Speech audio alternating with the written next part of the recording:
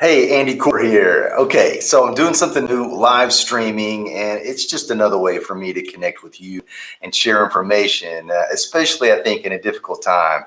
Corona disruption, we're working from home, and if that's anything like it is for you as it is for me, it means lots of interruptions. And so what I'm doing is focusing on how we can be more productive in this disrupted, interrupted time.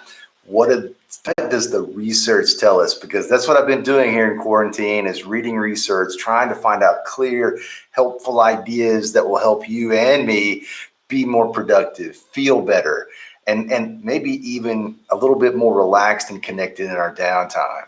All right, I have an idea that will do all of that. I'm doing a lot of webcasts, webinars, video conferencing, that kind of thing. And my new program, one of them is disruption-proof productivity.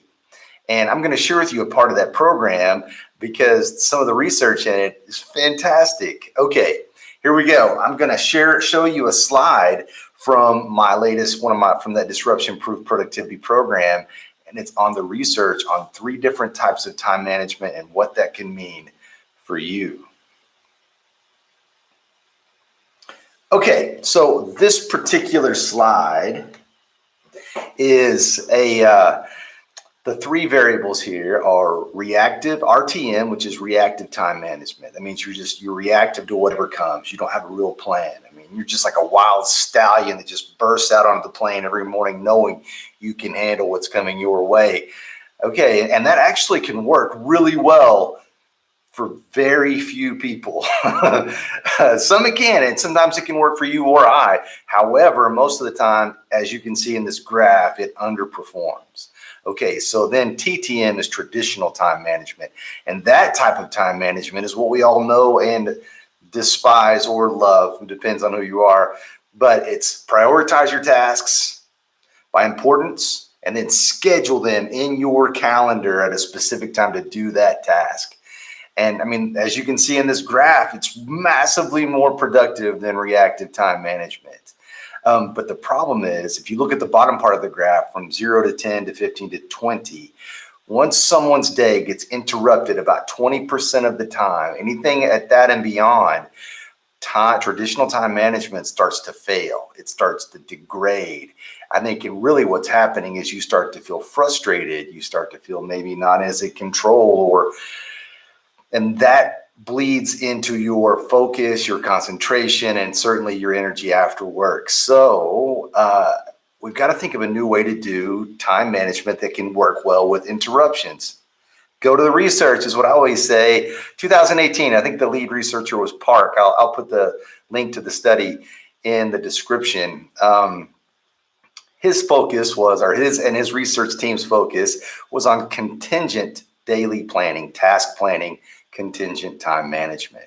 Okay, so here's the thing. Contingent time management is simply just thinking today what might happen tomorrow. So you think about, okay, so what in my history over the past few days, weeks, months, what has happened that's been an interruption for me? What do I know is coming, right? And then how can I deal with that?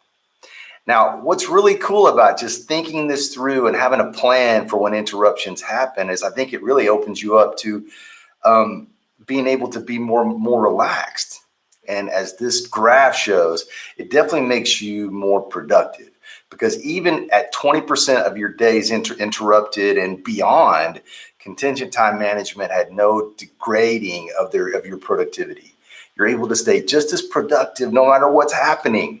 So I'm a huge believer in this. And personally, the way that I do it is I basically, I've got 2 girls. They're doing homeschool right now. But my wife and I let them sleep in a bit, right? So they're sleeping until 9 or 10 o'clock. So I get up early. I know that I get in early at my office, hammer on my most high productive tasks. And then 2 or 3 hours later, my girls get up and then I can take a break, have breakfast with them, goof off with them. And it's a wonderful time. And then once I do that, then I can go back and hit my stride, my next high productive period at work. So that's a main one for me. How do you plan for interruptions in your day? I mean, we can learn from each other. Post it in the comments below and And listen, if you want to email me and ask questions, look for workarounds, share a story, I would love to hear it. My email is just andy@andycore.com. And I hope that if I can help you, you'll call on me, and I hope you'll tune back in. I got more